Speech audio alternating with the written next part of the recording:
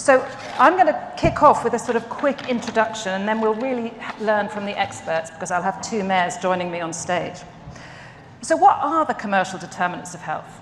The commercial determinants of health really refers to the links between the commercial sector and health. And of course, that's incredibly diverse. As these images show, there are all different sorts of commercial actors, from the local fruit and vegetable seller to the major transnational corporations. And most commercial actors play an incredibly vital role in society.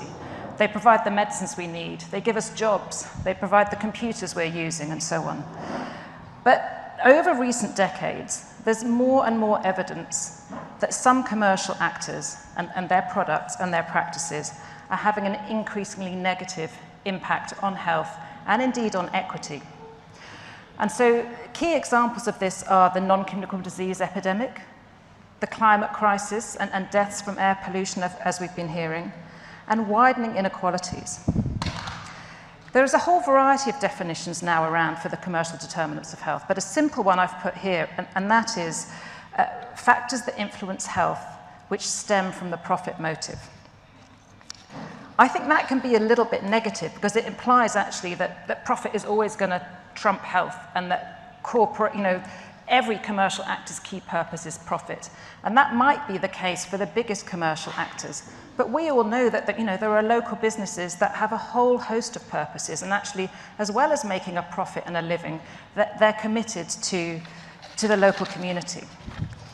And so we've got a Lancet series coming out very soon on this topic, which will go into a bit more depth of these complexities around the commercial determinants. But today, what I want to do is think about this at city level. And I'm going to talk about three things. First of all, the products of commercial actors. Secondly, the practices of commercial actors. And thirdly, what can we do at city or local level? So thinking about the products, the simplest way to think about the commercial determinants of health is that increasingly what kills us and makes us sick is the products of major commercial actors, particularly the largest transnational corporations. And I've illustrated 4 products there. We all know those are damaging to health, but I think few of us realize the scale of the damage that just those 4 products cause. So the data vary, but they suggest that these products cause between 19 and 33 million deaths a year. That's at least a third of all global deaths, and up to 2/3, depending on what you include in those figures. So really, just by addressing those, we can really achieve a huge amount.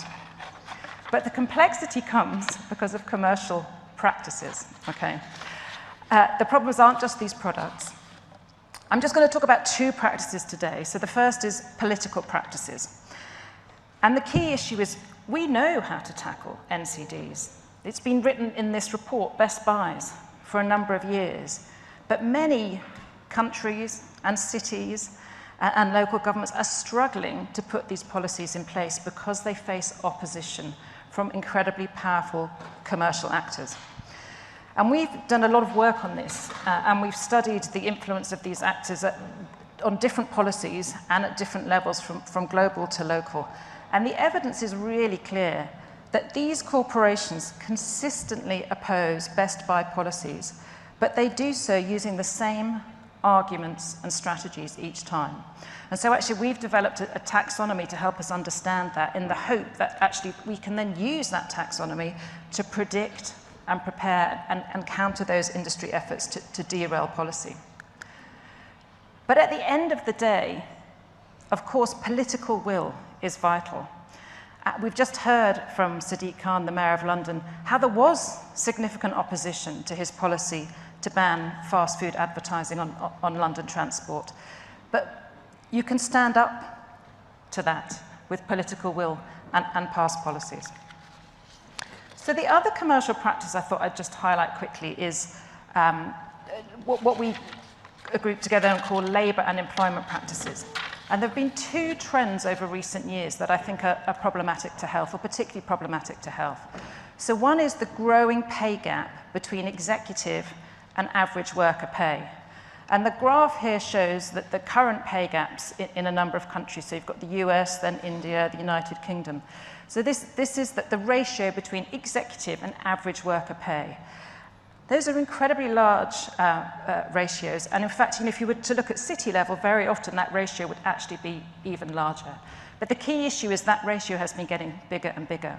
And at the same time, average workers have seen their pay stagnate. But also, they've been increasingly subject to informal work contracts, 0 hours contracts, insecure contracts. And we saw during the COVID pandemic in particular that has impacts on health. And of course, these practices drive inequalities. And we know that more unequal societies tend to have higher crime and lower social trust. And when you're working at city level, in the ways we've just been hearing, just trying to get your local population on board, those inequalities can therefore present all sorts of problems. So, what can cities do?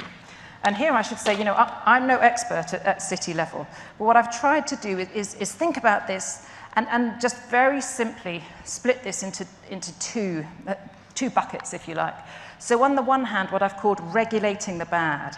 So, regulating commercial products, NCD best buys, but also carbon advertising bans. We're seeing cities now around the world start to ban what we call carbon marketing, whether it's for holidays or large vehicles or anything that's really going to increase pollution and so on. But we can also use planning and licensing in all sorts of different ways. We can use it to increase smoke-free, alcohol-free, junk-free public places, to reduce the density of outlets selling unhealthy food products. The evidence is that those outlets tend to cluster in the more deprived areas, so we can use planning rules to try and address that. What about introducing polluter pays type approaches? So we've seen that recently in Spain. Tobacco companies should pay for the litter that they create. Why should we be paying for that litter to be cleared up? And ultimately, underpinning the development of many of these policies, what I think we need is conflict of interest policies. So what I get asked for most often at local level is people saying to me, can you help us develop a conflict of interest policy? Because we need a way forward in figuring out who do we work with and who do we not work with when we're trying to move policies forward. So on the other side, what about enabling the good? So we've heard already from some speakers, we need to get health considered in every single policy, whether it's education or transport, the environment and so on. And there's an opportunity to do that. I also think there's an opportunity to build very different progressive local economies. So even if you're working in an economy that's promoting the transnationals and failing to hold them to account, actually at local level, you can work differently. So you can use your local procurement and contracting policies to contract people who pay a fair wage, who limit their ratio between executive pay and average worker pay. And you can use your contracting, not to pay, say, for the big accountancy firms, but the local small accountancy firm or local cooperatives and so on. You can use your food policy in schools to make sure it's using locally sourced food and locally, small producers, and in that way you're also helping address inequalities. There's lots of ways in which you can engineer win-wins. And so I think the secret is we're going to rely on all of you to use your innovation and your power to change this and address the commercial determinants of health. So with that in mind, it's no longer moving on.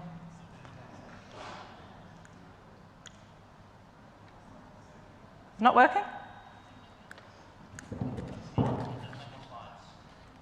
Oh, there should be. Okay. So what I'd like to do now is just invite our two illustrious speakers, extra speakers, onto the stage. So someone is going to kindly, I think, bring us some chairs and move the stool. But I'd like to welcome Erias Lukwago, Lord Mayor of Kampala in Uganda. Brilliant, here he is. Thank you. How are you doing? Thank you. And then Carolina Cosse, Intendente of Montevideo in Uruguay.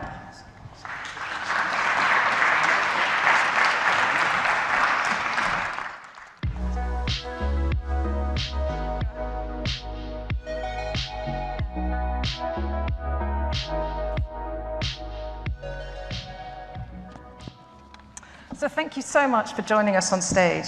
I thought it would be really good to try and talk about both how we regulate the bad and how we enable the good and the positives. So Carolina, maybe we could start with you, because I know both at national level and at city level in Uruguay and Montevideo, you've made huge progress in addressing NCDs. And in doing that, I think you faced some certain opposition from the major corporations. So I just wondered if you could tell us a little bit about that and how you overcame it. Bueno, voy a hablar en español.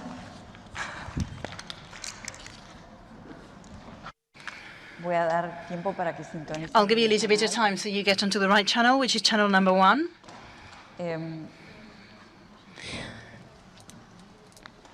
Could we have a headset, please?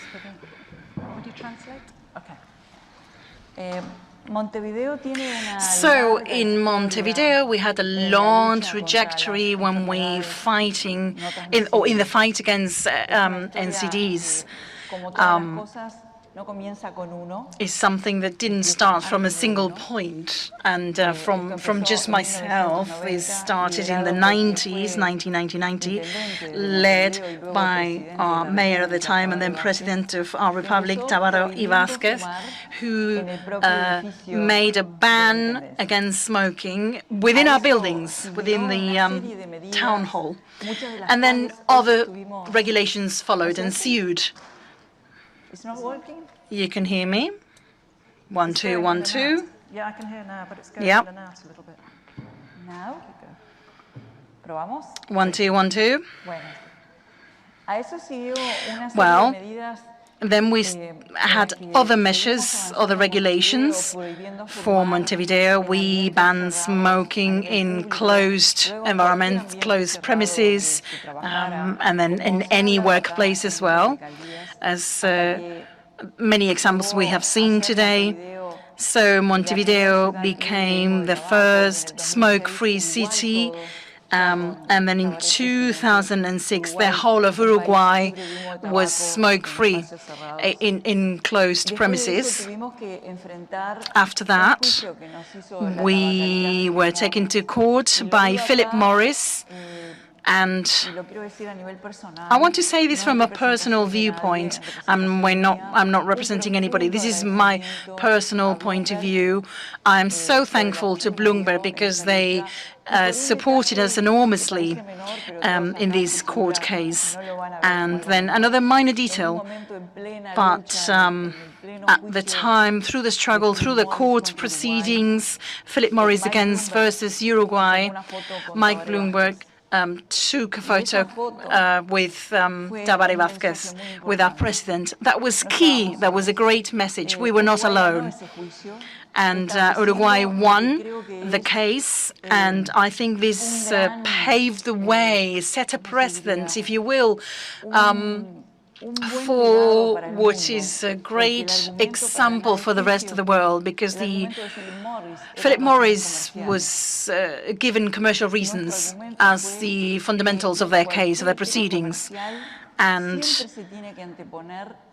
they were saying benefits are better than public policy. And we were saying public policy should be above benefits and above commercial interests. And that has actually set precedents in case law all over the world. So in Uruguay, we know very, very well that when we talk about multinationals or large corporations, their ambition is limitless. But before I was in the mayoralty, I was a minister for industry and energy in the government, Secretary of State. I was, and I had to work with the Ministry of Health so that we could think about a different food policy. I learned a lot. And as Secretary of State, we worked very closely, with communities and with large companies. We would predefine our goals. At the beginning, that gave us a few problems, but we said from the beginning we were going to move forward with public policy that will be healthy. We could then maybe negotiate in terms of timings, and so we definitely implemented mandatory labeling for foodstuffs. And, you know, what happened with tobacco, we were able to quantify how much we were progressing concerning the benefits, the health benefits. And over time, these frontal or these top labels that you can have on foodstuffs is something that is going to give us health benefits. We will continue promoting our healthy canteens, as you know, and then we have many more ideas for healthy food in our city, in our country. I hope this was clear. Thank you very much, Carolina. That was very clear. So let me just tease out a little bit. I think when you were talking about the food policy, you were saying that you set the policy and you were very clear about the parameters of that policy. But then afterwards, you consulted or met with the food industry to look at implementation. Is that correct? If we look at the implementation, yes, of course. Por ejemplo, an example. Currently, we are launching the healthy canteens. This is the example I'm going to use. A healthy canteen is healthy when they can sell soft drinks, but they cannot show them, they cannot publicize them. They're obligated to have a healthy menu and also vegetables and fruit and clean water, easily accessible, easily bought. They need to fulfill a series of conditions. But the advantage is that to get the healthy canteen certificate, then they have a few freebies. All the audits that we may conduct are free for them. We won't charge them for audits and analyses and reviews. There is surveillance, there is control, but we don't charge them for it. So Montevideo, the city of Montevideo, is always overseen. Okay, great. So there's a win-win for health and for business in that model. Sí, yo creo que sí. En este caso de cantinas saludables, I think so, because are allowing us to open the doors to other healthy canteens, or canteens that want to change into healthy canteens will not have to invest a lot of money. We have $3,000 a year that will be deducted of their bills because when they become healthy. And I think that's an incentive, and if we also make that go hand in hand with a positive communication campaign, it will be really good. And I think the younger population, they know more, they're better informed, they demand healthier food. And for us politicians, this is really good. And for the people who are not eating as well, because they don't have such awareness, we have to make it. We are in the space. Yeah. Thank you so much. I think that's a really exciting innovation that everyone can learn from. So thank you for sharing that with us. Erias, let's turn to Uganda next, because I know Uganda also has actually one of the most progressive tobacco control legislation in Africa, and there were some big fights there from British American Tobacco in particular. But one of your key roles now is to implement that and enforce that policy. So, have you got some experiences you can share with us about how it was maybe getting the policy in and implementing it now at local level and some of the opposition you might have faced? Well, I must say our experience is not so much different from the Uruguay situation. We have made big strides in the fight against public smoking. We have also made some interventions in the area of road safety, as well as pollution. There are big strides we have made with the support from Bloomberg Philanthropies, Vital Strategies, and a couple of other development partners.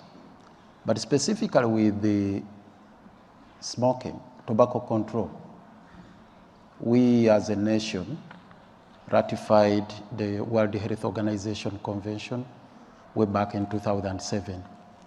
And we embarked on a journey of enacting our own domestic legislation. We created that legal framework that would help us or engender that environment which is smoke-free.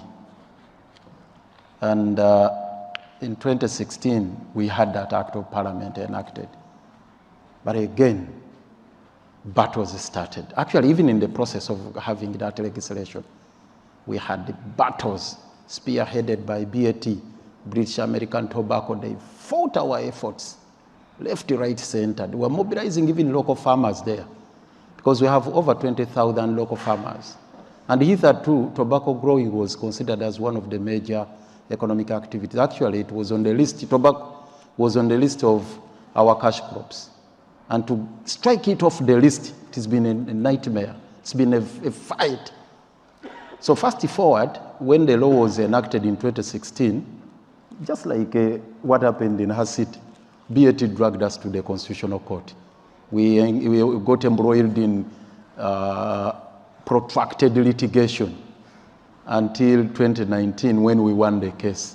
But even after winning the case, now they started indulging in some other shenanigans.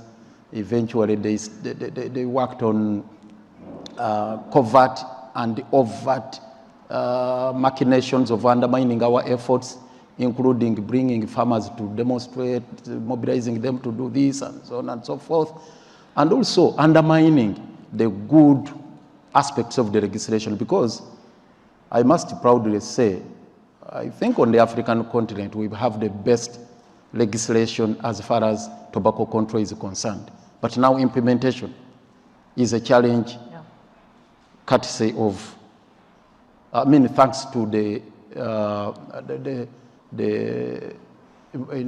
involvement of BAT in all those struggles they have engineered. So right now, what we are experiencing is that fight against BAT and the people they are instigating. Again, as a nation, we banned single cigarette sale. We banned it. Apart from banning open adverts, banning smoking in public places, and so on and so forth. But even single cigarette sale, it was banned. But what BAT does is to covertly instigate those small traders to violate the law. And enforcement on our side, because we are very thin on the ground, I must confess, it becomes a little difficult. So that's where we have some very big challenge. But as far as other interventions are concerned, we have done our best in the area of road safety. Quite big strides have been made. We prepared our strategic plan, which we are following to the letter, and also regularly we release reports, because we concentrate so much on data collection. We are collecting data which helps us chart out a policy direction.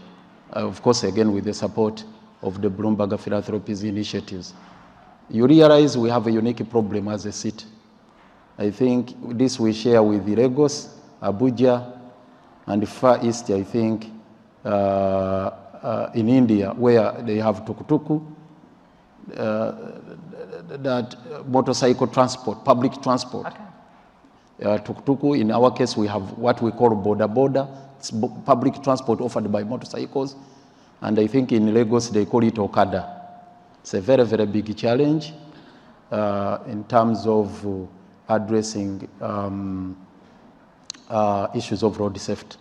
We wanted to adopt the safe systems approach, but it's not that easy, because that's our target. In the policy we have adopted, safe systems approach, so that we create systems on our roads and in the city that would ensure that we have road safety, that our roads are safe. Unfortunately, implementation of the same is still a big challenge. And right now, from our latest statistics, 48% of the road crashes we have registered are in that area of borders. Wow. 48%, which is still a very, very big challenge. And in terms of fatalities on the road, it's 7 people per 100,000. And how? That's where we stand right now. How are you addressing that? So you told me earlier, there's this, the motorcycle public transport used as taxis, but then as soon as you try and control that they're opposing you. So how have you addressed that? Is it through a communication policy, or what's the way forward in kind of trying to get them on board to We are trying to navigate around using a multifaceted approach and focusing so much on buy-ins. Because yes, we are enforcing public health policies. We try our best. But they are draconian in nature. They are oppressive. And then you wouldn't want to have that upsurge. You will be quick to accuse me of being a politician. That is typical of politicians. But we want to have a win-win situation. So we emphasize buy-ins. That's why we have decided now to go in with the associations of these border cyclists. We sit down with all these sector players and see how we can change the value systems so that they appreciate that saving lives is vital, is important. Actually, it starts with their lives. And we are trying that as much as possible as leaders. Great. So there are some similarities there in moving these forwards as win-wins for As win-win. For even in the area of pollution, by the way. We have created a task force in that area of pollution, which brings on board the different regulatory agencies, manufacturers who are the major pollutants. We have the Uganda Manufacturers Association, we have bankers, we have telecommunication companies. We have involved all of them in these activities, and we regularly interface and organize activities with them. We want to walk the journey together so that they appreciate the value of protecting the air quality in our country. That's as far as pollution is concerned, and even other related matters like NCDs. NCDs, we have also partnered with a number of corporate agencies, including traditional leaders. We organize marathon. If you were to come to Kampala around December there, November, December, sometimes we close the whole of the city and everybody is on the road running. We organize those mass marathon with the corporate agencies in areas of telecommunication, with the Kabaka of Uganda. Is a very, very powerful traditional leader there. If you move to, I have seen people from, is equivalent to the Asante Hen of Ghana. And so we organize these mass activities so that we involve people in these activities of running so that we mitigate the issues related to NCDs. Right. Yeah. We can go, but not for running. So it's something which is really very, very exciting. If you came to Kampala on a particular Sunday in November, December there, it can be Kabaka's birthday and the traditional leader there. We said this is his birthday now. So you're creating some real positivity and getting the whole community getting engaged, the communities on board so that people appreciate this. Yeah. So one, we use it for sensitization, but two, for people to practically get active to handle issues of NCDs. So brilliant. Some more brilliant ideas. Thank you so much. Karina, I just wondered really quickly if you could say a little bit more about your food policy and how, because I think a challenge is to create food policy where it's good for the environment, it's good for local farmers, for local businesses, as well as good for health, so that everything comes together. Can you say a little bit about if you've managed to achieve that locally? Bueno, voy a tratar. Muchas gracias. I will try. Thank you very much. We cannot think of health policies isolated from the environmental policies. We think that they're pretty much the same thing. We are certain that that's the way, and we cannot think of environmental policies without social justice. So everything is interconnected. So we try to develop transitory work for those individuals who are unemployed. And just to give you an example of this type of transitory work, it's a program carried out involving 100 women who are now being trained on everything related to cultivating the soil. And towards the end of the year, they'll be able to turn non-fertile soils lands that were taken over by the government that will turn into gardens or farms for public use. So we are trying to create a circle thanks to which those women who do not have work, they will have their own skills, and this will go on for about a year, and then we will increase it. So with this project of the healthy canteens, not only we are helping to bring in small business people, women that work with us in the government, in the local government. We've organized local events in the city, and we try to ensure that those that provide catering are these women that we are training. And we now have also a mobile kitchen to teach people how to cook healthily in the poor, deprived areas. In my country, there is still poor eating areas, and we go to these eating areas, helping them, bringing them fruits and vegetables, because we have a big logistical center where these fruits and vegetables are traded. And we work there with voluntary people or temporary work, so that those things that are not sold in the market but can still be consumed is donated to these public eating areas. So over and over again, we try to connect health with sustainability, and we try to tackle social injustice, and we also try to give better opportunities to people thanks to our healthy program to business women, women that are willing to enter into the entrepreneurial world. Today we've talked about the NCDs and the silent pandemic, but there's another silent pandemic, which is the gender violence one, and it doesn't respect borders. So gender-based violence must be tackled. We are serious about it, and we try to open as many doors as possible to better health and better opportunities for women. Thank you so much to both of you. We've run out of time, really, but that was really fascinating, I think, to hear both how you've managed to oppose the big commercial actors, but also the amazing innovation that's going on, where you're creating, real win-win-win-wins, bringing, the economy and health and local business together. So thank you both so much. I hope there were lots of lessons there that we can all take home and use. Thank you.